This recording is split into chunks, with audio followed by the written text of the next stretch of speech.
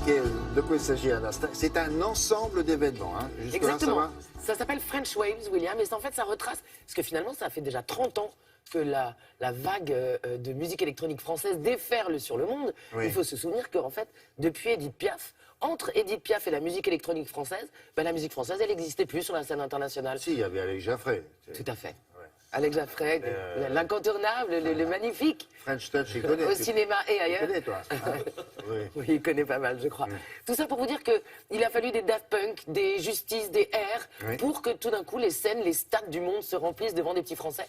On se fait plein d'idées préconçues sur ce mouvement. Bien sûr, il a démarré dans des fêtes un petit peu illégales. C'était un petit peu bizarre dans les années 90. Avec des substances interdites? Bon, je suis pas au courant. Mais, mais c'est vrai qu'aujourd'hui, eh ben, on les retrouve sur France Inter, les petits héritiers de ces mouvements, les superposes, les Jacques, à la drôle de coiffure, je vous entends déjà m'en parler, mais au talent non moins étonnant. Et donc voilà. French Wave, c'est un documentaire, une web-série, une masterclass, une tournée à travers les mondes qui commence...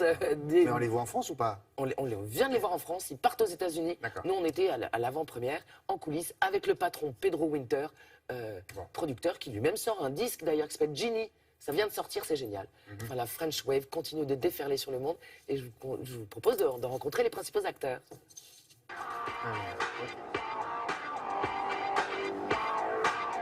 Really special package. French really package their records really well. That's why they sell a lot, besides being really good records. How could I forget Pop Sunflower? French Wave, c'est un projet transmédia avec donc un documentaire long métrage qui raconte l'histoire de la French Touch, donc la première scène de la musique électronique en France qui a eu un réel impact à l'étranger et en France.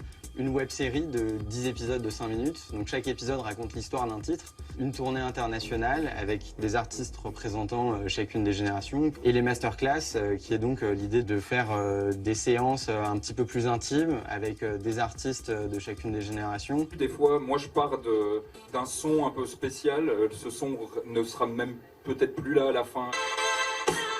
L'origine, c'était de faire un lien entre le collectif dans lequel j'étais et la génération des mecs qui ont fait la French Touch à la fin des années 90. Les vieux, voilà. c'est ça, les vieux. comme Pedro. Moi, j'ai aimé chez Julien l'étincelle dans ses yeux, sa passion, sa spontanéité, son envie. Et ça m'a suffi tout simplement pour m'associer, soutenir d'une certaine façon. Et j'aime bien l'idée aussi du trait d'union.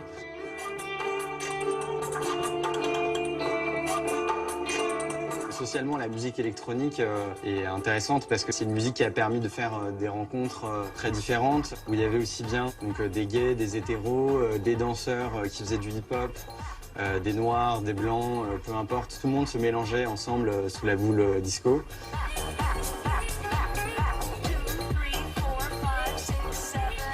C'est un vecteur social hyper intéressant à découvrir pour moi parce que j'étais pas là au moment de ces fêtes ou même les raves où il paraît qu'il y avait aussi bien des petits bourgeois que des gens de banlieue et que tout ça se passait la plupart du temps dans une joie et une bonne humeur.